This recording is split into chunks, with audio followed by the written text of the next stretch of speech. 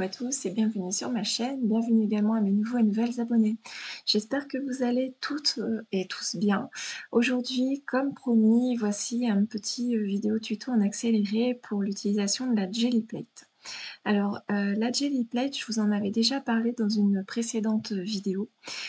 C'est une plaque un peu gélatineuse sur laquelle vous allez pouvoir laisser des empreintes avec de l'acrylique. Donc là, c'est l'objet de cette vidéo, mais je compte faire d'autres séries de vidéos. Et donc là, je suis en train de vous montrer le matériel que j'avais envie d'utiliser.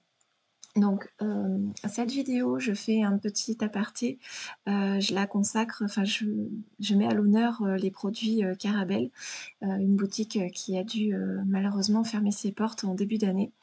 Je vous en avais déjà parlé dans d'autres vidéos, je ne vais pas m'attarder sur le sujet parce que je pense que tout le monde est au courant de ce qui s'est passé et pourquoi ils ont dû fermer.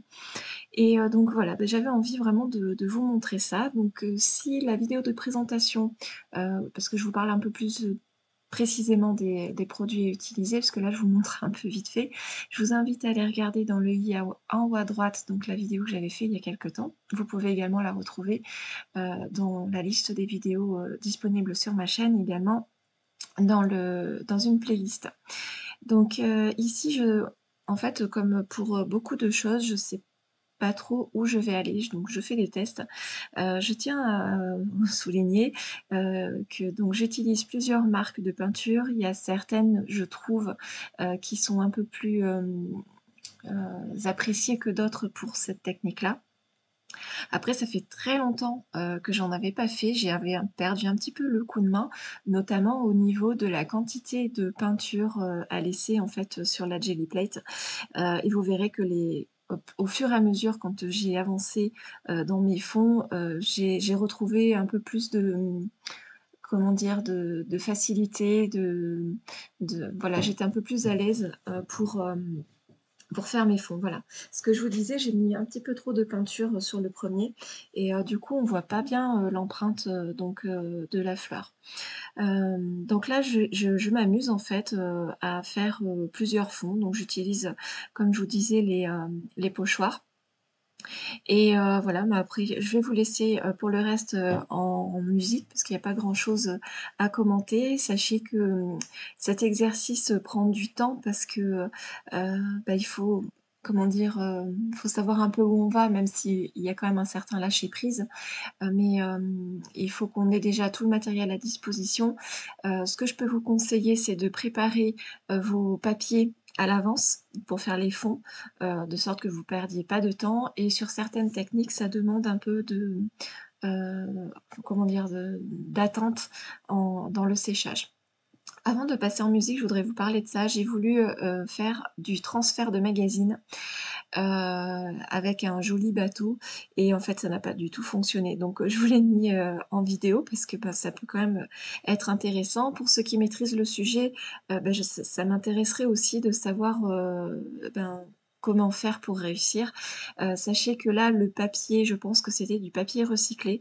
Et pour faire cette technique-là, pardon pour mes cheveux, pour cette technique-là, je pense qu'il faut du papier glacé avec une impression d'encre vraiment particulière parce que vous voyez, en fait, l'encre est toute partie sur le papier, enfin sur le magazine, au lieu de rester en empreinte. Mais voilà, ce sont en faisant des petites choses comme ça qu'on apprend. Et puis, voilà, au fur et à mesure, on évolue. Et voilà, c'est comme ça aussi le mix média.